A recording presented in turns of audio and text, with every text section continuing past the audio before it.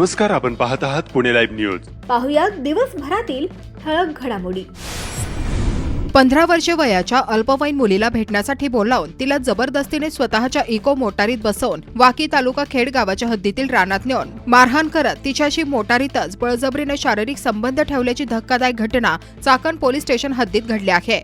या प्रकरणी संबंधित 15 वर्षांच्या अल्पवयीन मुलीच्या वडिलांनी चाकण पोलीस ठाण्यात तक्रार दिली आहे. त्यावरून राज येळवंडे वय वर्ष 20 राहणार आरगडे बोत्रे वस्ती तालुका खेड जिल्हा पुणे याच्यावर बलात्काराचा गुन्हा दाखल करण्यात आलाय. याबाबत पीडित तरुणीच्या वडिलांनी दिलेल्या तक्रारीनुसार राज येळवंडे, पूर्ण नाव निष्पन्न नाही, याने फिर्यादी यांच्या मुलीला भेटण्यासाठी बोलावून घेतले. त्यानंतर इको गाडीत जबरदस्तीने वाकी गावाच्या हद्दीतील रानात नेले. तिथे तिला 2 चापटी मारल्या व तिच्यावर इको गाडीतच जबरदस्तीने शारीरिक संबंध ठेवले. त्यानंतर तिला जीवे मारण्याची धमकी दिली. राज येळवंडे याच्यावर चाकण पोलीस ठाण्यात बलात्काराचा गुन्हा दाखल करण्यात आला आहे. चाकण पोलीस याबाबतचा अधिक तपास करत आहेत.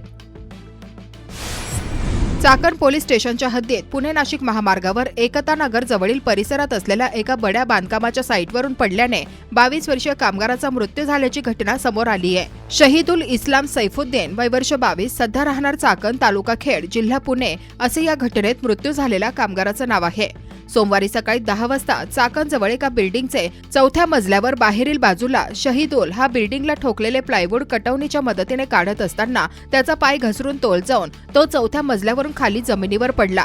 त्याचा आवाज झाल्याने अन्य कामगार त्या ठिकाणी धावले. त्याला तत्काळ रुग्णवाहिकेत घालून चाकण ग्रामीण रुग्णालय येथे औषध उपचारासाठी आणले.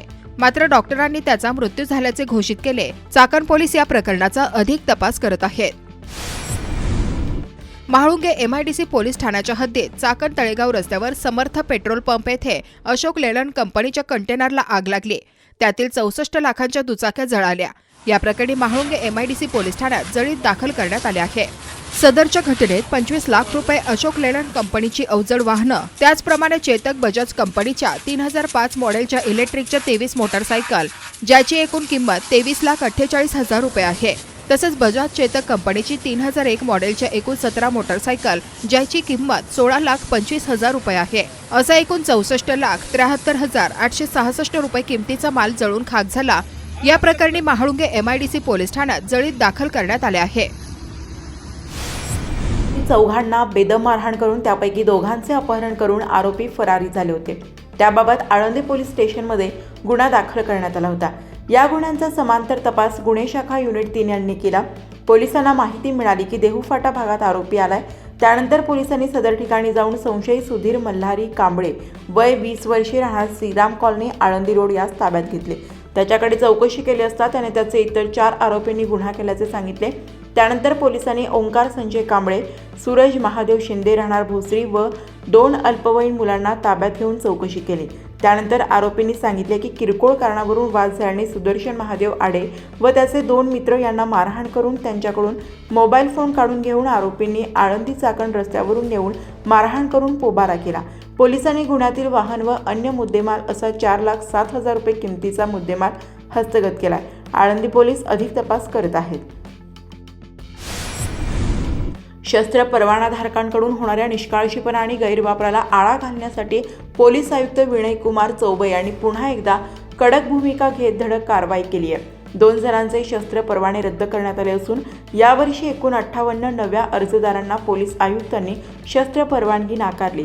म्हाळुंगे MIDC पोलीस ठाण्याच्या हद्दीत करूड येथील परवानाधारक मयूर गुलाब सोनवणे यांच्या निष्काळजीपणामुळे त्यांच्या पिस्तूलमधून अचानक एक गोळी झाडली जाऊन त्यांच्या डाव्या पायाला गंभीर दुखापत झाली. या बेपर्वाईबाबत म्हाळुंगे MIDC पोलीस ठाण्यात गुन्हा दाखल करण्यात आला. म्हाळुंगे MIDC पोलीस ठाण्याच्या वरिष्ठ निरीक्षकांनी मयूर सोनवणे यांचा शस्त्र परवाना रद्द करण्याचा प्रस्ताव सादर केला होता. चिखली पोलीस ठाणे हद्दीतील शस्त्र परवानाधारक प्रवीण सुरेश लुक्कर यांनी शस्त्र परवाना मिळवताना प्रतिज्ञापत्रात गुन्ह्यांची माहिती लपवल्याचे चौकशीत स्पष्ट झाले. त्यांच्यावर निगडी पोलीस ठाण्यात 3 गुन्हे आणि पुणे सत्र न्यायालयात 1 क्रिमिनल केस न्यायप्रविष्ट आहे. मात्र शस्त्र परवान्यासाठीच्या अर्जात फक्त एकच गुन्हा दाखवल्याचे समोर आले. पोलीस आयुक्त विनयकुमार चौबे यांनी तातडीने प्राथमिक चौकशीचे आदेश दिले. यात दोन्ही परवानाधारकांची कसूरी सिद्ध झाली आहे. त्यानंतर 1 डिसेंबर 2025 रोजी त्यांचे शस्त्र परवाने रद्द केले. ऑक्टोबर-नोव्हेंबर 2025 दरम्यान नव्याने आलेल्या अर्जांची बारकाईने तपासणी केली असता 41 अर्जदारांना कोणताही सबळ आधार नसल्याने शस्त्र परवाना नाकारण्यात आला। यापूर्वी 17 जणांना नकार देण्यात आला होता। एकूण मिळून यावर्षी 58 व्यक्तींना नवीन शस्त्र परवाना नाकारण्यात आला। खेड तालुक्यात चाकण, राजगुरू नगर आणि आळंदी नगर परिषद निवडणूक 2025 साठी शांततेत मतदान झाले। मतदान केंद्रावर सुरक्षा तसेच शहरात सुरक्षेसाठी पोलीस अधिकारी व कर्मचारी तैनात होते। पालिका निवडणुकांच्या मतदान प्रक्रियेवर थोडक्यात नजर टाकूयात। चाकणला 74% मतदान, दिवसभर मतदारांच्या रांगा। चाकण नगर परिषद निवडणुकीत सायंकाळी 5:30 वाजेपर्यंत 74.28% मतदान झाले आहे। मतदान यंत्रे बंद पडण्याचे किरकोळ 1-2 प्रकार वगळता शांतता व सुव्यवस्थेत मतदान प्रक्रिया पार पडली। दिवसभरात मतदानाची गती पाहता 75% मतदान होईल अशी शक्यता वर्तवली जात होती। अपेक्षेप्रमाणे भरपूर मतदान झाले। मतदानाचा हा वाढलेला टक्का नेमका कुणाला तारक आणि कुणाला मारक ठरणार हे मतमोजणीनंतरच स्पष्ट होणार आहे। चाकण नगर परिषदेच्या सार्वत्रिक पंचवार्षिक निवडणुकीत नगरसेवक पदाच्या 3 जागा बिनविरोध आल्याने उर्वरित 22 जागांसाठी तसेच नगराध्यक्ष पदाच्या एका जागेसाठी 36 मतदान केंद्रावर मतदान झाले। सर्व मतदान केंद्रात एकूण 36 मतदान यंत्र EVM होती। महिलांसह तरुण मतदारांमध्येही उत्साह निर्माण झाल्याचे चित्र केंद्रावर दिसून येत होते। सायंकाळी 5:30 वाजेपर्यंत मतदान सुरू ठेवण्यात आलं होतं। मात्र मतदानाच्या प्रतीक्षेत असणाऱ्या मतदारांचे मतदान होईपर्यंत मतदान प्रक्रिया सुरू ठेवण्यात आली होती।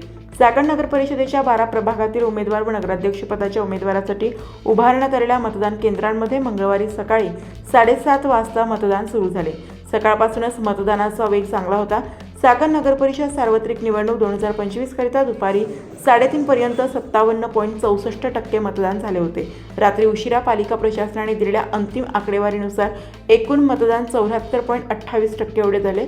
यामध्ये पुरुष 12,729 मतदार व स्त्रिया 11,876 मतदार अशा एकूण 24,605 मतदारांनी मतदानाचा हक्क बजावला। एकूण अंतिम टक्केवारी 74.28% एवढी नोंदवली गेली असल्याचे निवडणूक निर्णय अधिकाऱ्यांनी सांगितले आहे। दरम्यान आळंदी नगर परिषदेस उत्साहात 75% मतदान झाले। मतमोजणी लांबल्याने उमेदवारात नाराजी पाहायला मिळत होती। खेड तालुक्यात पालिकांच्या हद्दीत मतदान केंद्रावर सुरक्षा तसेच शहरात सुरक्षेसाठी पोलीस अधिकारी व कर्मचारी तैनात होते। यामध्ये राज्य राखीव पोलीस दल, RCP, सशस्त्र पोलीस दल, होमगार्ड आदी ठेवलेले होते।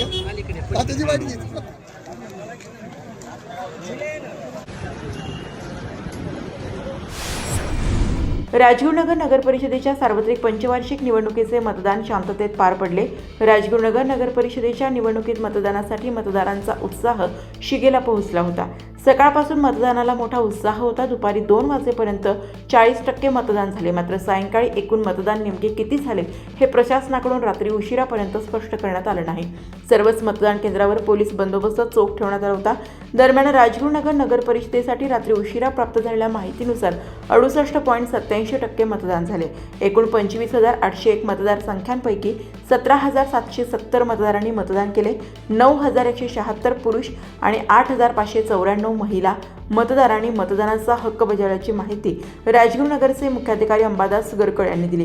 राजगुरुनगरमध्ये सकाळी 6 वाजता EVM मशीनवर मॉक पोल घेण्यात आल्यानंतर 7:30 वाजता मतदानास सुरुवात झाली। सकाळी 11:30 वाजेपर्यंत एकूण 17.68% मतदान झाले।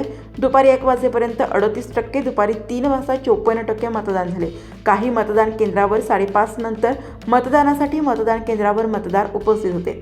राजगुरुनगर नगर परिषदेच्या 10 प्रभागातून 21 नगरसेवकांपैकी 3 नगरसेवक बिनविरोध झाल्यामुळे उर्वरित 18 जागांसाठी 12 अपक्षासह भाजपा 13, शिंदे शिवसेना 16, राष्ट्रवादी अजित पवार 15 उमेदवार मिळून 56 उमेदवार निवडणूक रिंगणात होते। तर लोकनियुक्त नगराध्यक्षपदासाठी एका अपक्षासह उद्धव ठाकरे शिवसेना, भाजपा, अजित पवार राष्ट्रवादी आणि शिंदे शिवसेना असे 4 तगडे उमेदवार निवडणूक रिंगणात आहेत। रात्रीचे 9 वाजून गेले तरी राजगुरुनगर नगर परिषदेच्या निवडणूक प्रशासनाकडून मतदानाची टक्केवारी आणि प्रभागनिहाय मतदानाचा आकडा न मिळाल्याने बातमीदारांची कोंडी झाली होती। निवडणूक सुरू झाल्यापासून निवडणूक प्रशासकीय अधिकारी आणि कर्मचारी यांच्यात अद्यापही ताळमेळ लागला नसल्याचे यावरून समोर आले।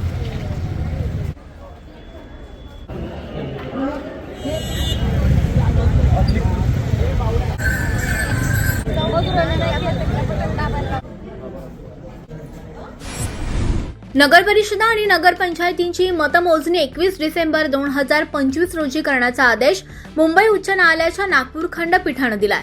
तसेच मतदानोत्तर चाचण्यांच्या निष्कर्षांना सुद्धा 20 डिसेंबरपर्यंत बंदी घालण्यात आली आहे. खेड तालुक्यात चाकण, राजगुरुनगर आणि आळंदीमध्ये मतदान सुरू असतानाच सकाळी नगर परिषद, नगरपंचायतींची 3 डिसेंबरला होणारी मतमोजणी आता थेट 21 डिसेंबर रोजी होणार असल्याचं निवडणूक आयोगानं जाहीर केलंय. त्यानंतर सर्वांनीच नाराजी व्यक्त केली. उमेदवारांसह समर्थक कार्यकर्त्यांनी संतप्त भावना व्यक्त करत नाराजी व्यक्त केली. तब्बल 19 दिवस ईव्हीएम मशीन एका स्ट्रॉंग रूममध्ये ठेवणार असल्यानं ईव्हीएम मध्ये मतचोरी किंवा हेराफेरी होणार की काय अशा शंका खूप मोठ्या प्रमाणावर व्यक्त करण्यात येत आहेत. शेख अब्दुल अजीज पापा मेहर. बरं, कशी आहे सकाळपासून परिस्थिती? सकाळपासून परिस्थिती चांगली. 7 वाजल्यापासून लोकांची गर्दी, चांगला रिस्पॉन्स मिळालेला आहे सगळ्याला. पण प्रश्न असा झाला आहे की उद्याची ती तारीख होती काय, ती 21 ठेवल्यामुळे जरा थोडंसं लोकांमध्ये मतमोजणीची जरा थोडीशी गडबड झाली. जरा प्रतिसाद तसा चांगला आहे आणि अशी अपेक्षा होती की निकाल उद्या लागायला पाहिजे होता, परंतु तो निकाल 21 तारखेला गेल्यामुळं सर्व उमेदवारांचा मतदारांचा हिरमोड झालेला आहे. आमची अशी अपेक्षा आहे की तो निकाल उद्या झाला असता तर चांगला झाला. की लोकशाही पद्धतीने भाजप हे अजितदादा पवार गट असतील किंवा शिंदे शिवसेना असेल यांना लोकशाही मान्य नाही आहे. त्यामुळं खरं वास्तविक आजच निवडणुका होत आहेत. उद्याचा निकाल जर झाला असता तर ती लोकशाही पद्धतीने निवडणूक झाली असते असं आम्ही मानतो. परंतु यांना सेटिंग करायची असेल त्यामुळे या निवडणुका यांनी लांब निवड ठेवल्या आहेत. यांना आत्ताही पराजयाची भीती वाटते आहे की लोकनियुक्त नगराध्यक्ष निवडले आहेत, परंतु यांना सेटिंग करता येणार नाही एका दिवसामध्ये. कारण आता ईव्हीएमचा जो घोटाळा जो करणार आहे ते भाजप ईव्हीएम घोटाळ्यामध्ये एकदम अव्वल दर्जामध्ये करणार. आणि 21 तारखेला जे निकाल लागणार आहेत ते आता आम्हाला काँग्रेसवाल्यांना कळायला लागले किंवा सर्वसामान्य जनतेला कळायला लागले की 21 तारखेला निकाल का ठेवलेला आहे. कारण 21 तारखेला जर का निकाल जर ठेवला तर भाजप, राष्ट्रवादी आणि हे शिंदे गटाची शिवसेना यांना सेटिंगमध्ये मिटिंग करता येईल. त्यामुळे हा निकाल त्यांनी लांब निवड ठेवला आहे. परंतु तुम्हाला सांगतो हा प्रचंड जनतेमध्ये या गोष्टीची प्रचंड नाराजी आहे आणि आम्ही काँग्रेसतर्फे या गोष्टीचा जाहीर निषेध करतो. मशीनची सेटिंग करण्यासाठी वेळ घेतलेली आहे सत्ताधारी पक्षाने. सत्ताधारी पक्षाला पराभव दिसायला लागला समोर, म्हणून या 10 दिवसाची मुदतवाढ करून मशीनची सेटिंग करून हे निकाल बदलणार आणि महाविकास आघाडीच्या विजयी होणाऱ्या उमेदवारांच्या पराभूत करण्यासाठी हा विषय त्यांनी केलेला आहे. बाकी दुसरा कुठलाच विषय याच्यात नाही आहे. त्यांना मतदानाच्या याच्यातून आज दुपारपर्यंत दिसायला लागलेलं आहे की सत्ताधारी पक्षाचा पराभव होणार आहे आणि म्हणून 2-3 तारखेचा निकाल त्यांनी 21 तारखेवर नेलेला आहे. वोटिंगची सेटिंग ही फक्त सत्ताधाऱ्यांनीच करावी, सर्वसामान्य माणसाचं याच्यात कामच नाही राहिलेलं आहे. चाकण नगर परिषद निवडणूक 2025-30चा आजच्या या मतदानाच्या दिवशी 2 डिसेंबरच्या दिवशी सर्व लोक उत्स्फूर्तपणे मतदानासाठी येत आहेत. दुपारच्या उन्हाच्या विश्रांतीच्या वेळी देखील लोक स्वतःहून बाहेर पडत आहेत आणि मतदान करत आहेत.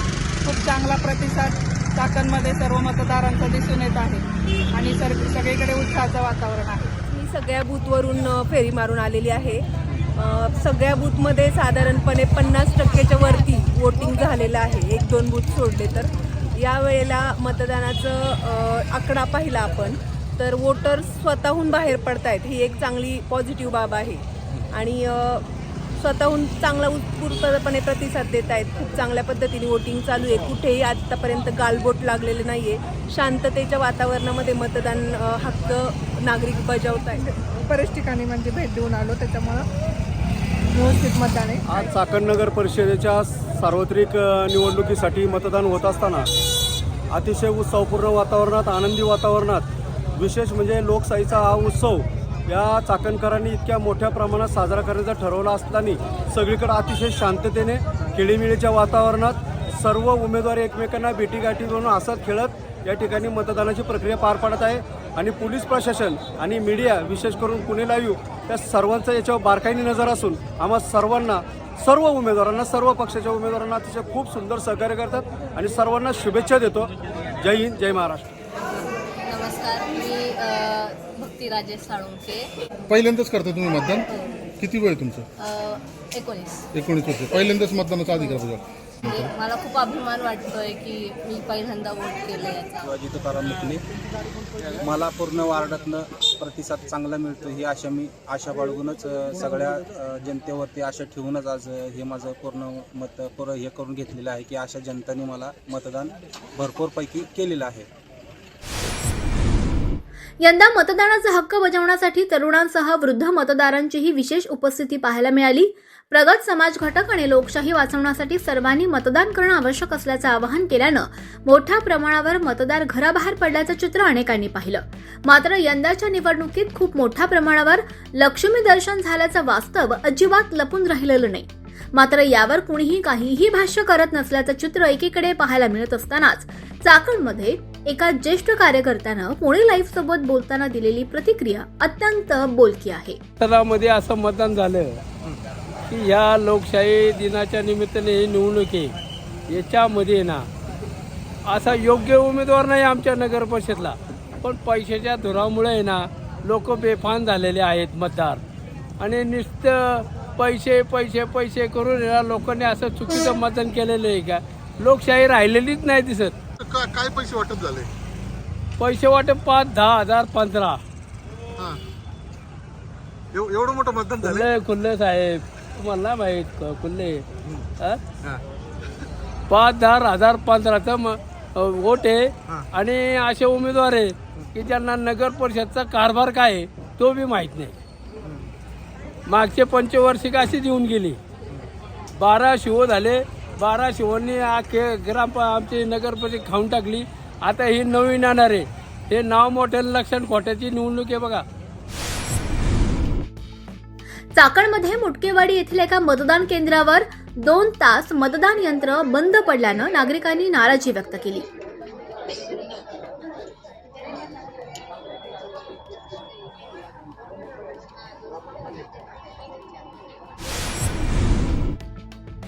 अयोध्या ते काशी ही यात्रा केवळ काही किलोमीटरचा प्रवास नसून ती भारतीय संस्कृतीच्या हजारो वर्षांच्या आध्यात्मिक परंपरेचा स्पंदनशील, जिवंत आणि भावनिक अनुभव आहे. श्रीराम जन्मभूमीच्या पवित्र नगरी अयोध्येतून सुरू झालेली ही यात्रा जेव्हा काशी विश्वनाथाच्या दिव्य क्षेत्रात पोहोचते तेव्हा प्रत्येक भाविकाच्या मनात शांती, समाधान आणि अमर्याद भक्तिभाव निर्माण होतो. या ऐतिहासिक यात्रेत हजारो भाविकांनी श्रद्धेनं आणि उत्साहानं सहभाग घेतला. मार्गभर जय श्रीराम आणि हर हर महादेव या गजरांनी संपूर्ण वातावरण भक्तिमय झालं होतं. भजन, कीर्तन, मंत्रोच्चार आणि दीपमाळांचे तेज यामुळे ही यात्रा अधिकच आल्हाददायक आणि आध्यात्मिक ऊर्जेनं परिपूर्ण झाली.